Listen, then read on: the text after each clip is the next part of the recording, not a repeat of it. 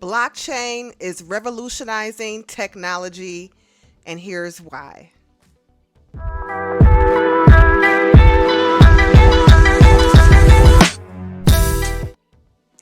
Welcome to Urban FinTech at the G Spot Studios channel, where we try to find the sexy in all things finance and technology. I'm your girl, G.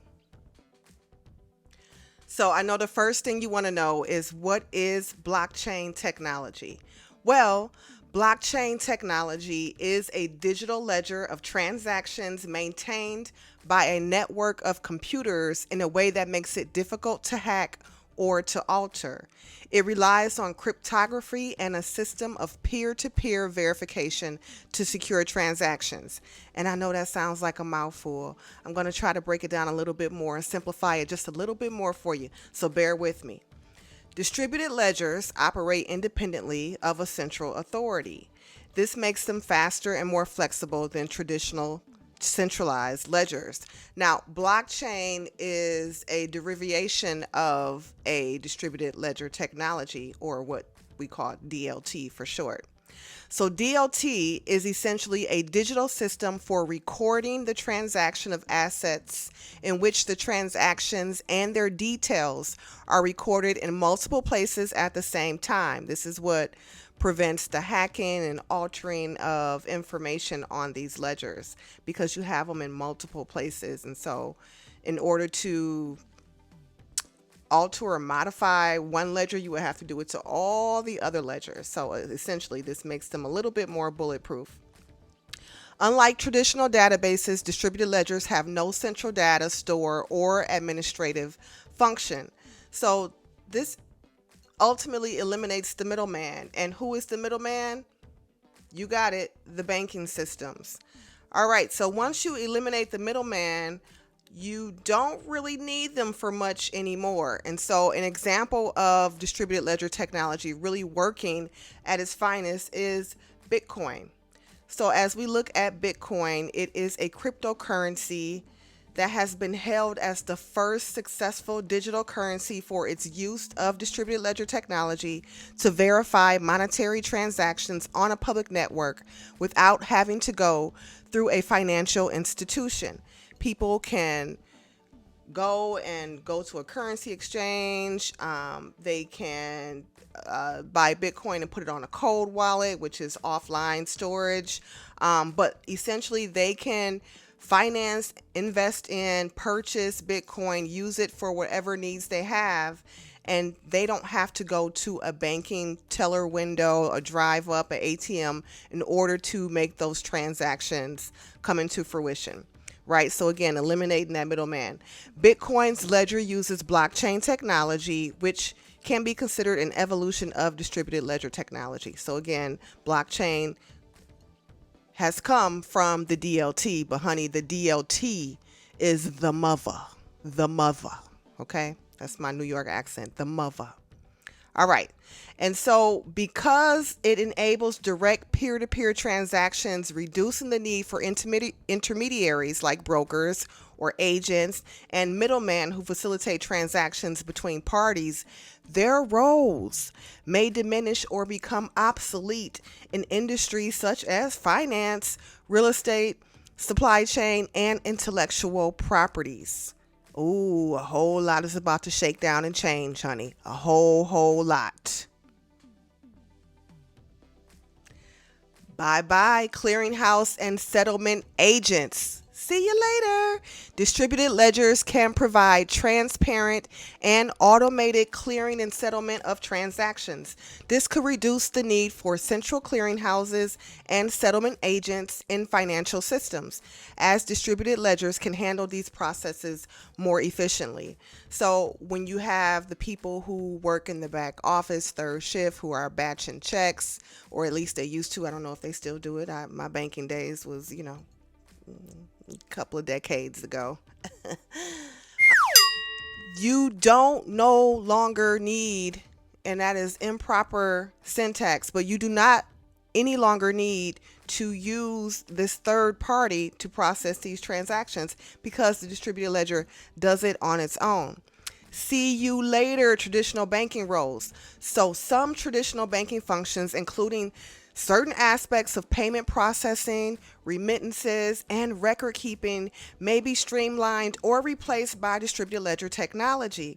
This could impact roles like bank tellers, payment processors, and back office staff involved in manual record keeping tasks. So, as I just talked about, the back office employees working the third shift batching the checks, I remember back in my day of banking as a teller and as a supervisor of the tellers, where at one point in time people will come in with a literal ledger and give it to you, and you would write down their balances, their transaction, and deduct or add, depending on if it was a deposit or withdrawal, to that ledger until the book got filled up, and then they would ask for a new book. This was all manual, all handwritten, until the point where we got tired and was like, look, you need to keep track of your own savings, deposits. You write your stuff down when you come to the bank. You look at your receipt, put it in your book. You keep track of that. And then it became a little bit more computerized to the point where we would have the ledger book and be able to insert it into a computer slot that we used as the banking teller. And the slot would then transpose the transaction onto that ledger for them. So it was essentially like a typewriter, so to speak, on a computer, but it was still a little bit more automated. And then look at, lo and behold, we have the internet. You can go online, you can look at your bank statements, your deposits, your withdrawals, your direct deposits. Everything's there for you. You don't have to manually keep track. The bank doesn't have to manually keep track. The computer has manually kept track. Well, what the blockchain and distributed ledger is talking about is that we don't even need the bank anymore. This whole supercomputer of distributed ledger technology can keep track of everything. And not only does it just keep it in one or two places, it keeps it in several, multiple, lots of other places at the same time. And it is instantaneous. You don't need to go and verify the funds in this account and wait 3 days and a 5-day hold for the deposit. None of that. Okay. So that is one thing. Now, back to our regular scheduled program. Adios to auditors and compliance officers. With the transparency and immutability features of distributed ledgers, meaning you can't change anything unless you change all, which is technically impossible. The need for external auditors to verify transactions and ensure compliance may be reduced. However, new roles related to auditing blockchain systems and smart contracts may emerge. So while the banking sector may change or even go obsolete, there will be other positions, other jobs that sort of come to light. And this happens throughout technological advances in society. You do away with things, you streamline things, you make things more efficient, more faster, and more easier for human beings just to live a life of abundance as we should. And so there's new jobs that come up as a result of these different changes and different technological advancements. All right. So we are also saying bye bye supply chain intermediaries, which we happen to be in a supply chain crisis right now, right? Kind of weird. In supply chain management, distributed ledgers can provide end-to-end visibility, traceability, and automation. This could potentially eliminate certain intermediaries involved in supply chain logistics, such as custom brokers, freight forwarders, and some warehouse operators. So that is huge. If we can streamline the supply chain issues that we're experiencing right now, then I think this could be revolutionary. And this is what we're talking about, blockchain being revolutionary. So this is on the forefront of my mind and should be on the forefront of yours, because things are a changing, honey. Things are a changing. All right. Until next time, title companies and real estate agents. Until next time, blockchain-based land registries can provide secure and transparent property ownership records. This may reduce the reliance on title companies and real estate agents involved in property transactions and documentation. Intellectual property lawyers, Blockchain technology offers decentralized solutions for intellectual property rights, such as digital rights management and copyright protection. So, all of these sort of things that we used to do, notaries and all these things that were very manual, labor intensive, paper intensive, blockchain can do it all, baby. You don't need to go and sit for hours in order to document a contract and notarize it, right? This is all done within the blockchain technology, and you can do your contracts through that mechanism. So while legal expertise will still be required, the need for certain intellectual property lawyers may decrease due to the automated and self-executing nature of smart contracts, which is what I just said, but a little more simpler.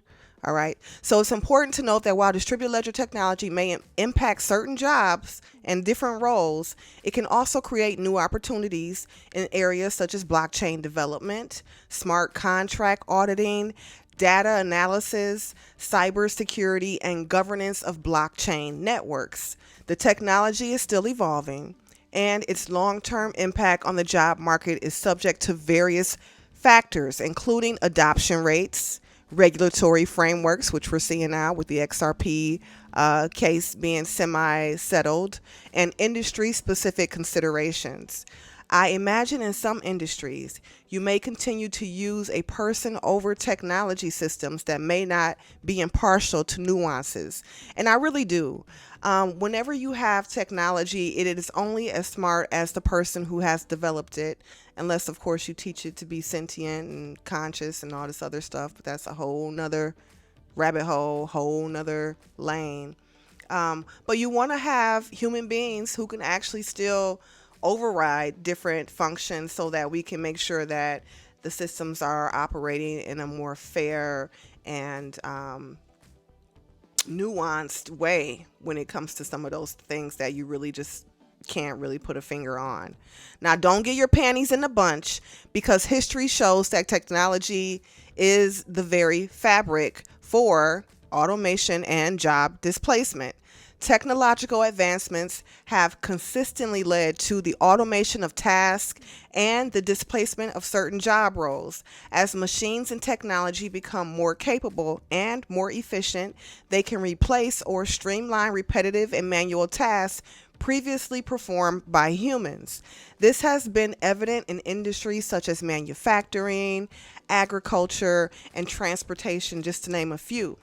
Now, job creation and transformation, while technology may eliminate certain job roles, it also creates new ones. Technological progresses have historically generated new industries, new products, and services that require different skill sets. And so, while one out with the old, in with the new has ever been a saying, it applies right here, right? So, for example, the rise of the internet gave birth to jobs related to web development, digital marketing, and e-commerce. And who would have ever thought? Increased productivity and economic growth. Now, technological advancements have been a driving force behind increased productivity and economic growth. Improved efficiency, reduced costs, and the ability to produce more goods and services have boosted economies throughout history. This, in turn, has led to the creation of new job opportunities and the overall improvement of living standards. And we all deserve to live well, honey. Well. Now, leading to adaptation and skill upgrading. I think about, for example, I gave you the example of when I worked back in the banking industry, but when I really think about sort of what this would look like, as an example, back in the day, you think about the elevator man, where there was a man who manually operated an elevator, who would have to pull a lever in order to get people from one area of the building to the other area of the building, and then do this all day, right? And who knows? I don't know how much he was making back then. Maybe less than 6,000 a year, maybe less, probably less than that. But eventually, that guy stuck around once they automated those elevators and they had push buttons. And so he didn't have to manually pull this lever and do all these little operations inside. But he would stand there and people would get on the elevator and say, "I'll go to floor 10, please." And then he would press the button. And then people are like, "Well, what the hell are we paying him all this money for?" And the people can press the button themselves. Just like we was tired of writing down the balance on your ledger at the bank, you can write it yourself. And so it's the self custody aspect of things that streamlines and makes things more efficient. So essentially, they got rid of the elevator man. He was no longer there. People can press their own buttons and get to where they need to go on their own. And everything just became much more efficient and automated in that sense. And so that ended up creating alternative jobs where it'd be an elevator repairman, the elevator cleaning man, upgrading to automated elevators, the installers who have to come do those kind of things. Whatever it was, it created jobs, even though the elevator man essentially lost his position. So, with that said, I think blockchain technology and distributed ledger technology is the future. I am here for it. It spells sexy, SEXXY, baby, for me. Now, before you go investing all your money into distributed ledger technologies, blockchain technologies, cryptocurrency, please do your research. Do your research. Do your research. You always want to make sure that you're learning the most you can about any investment that you're considering, and you want to be careful and do your due diligence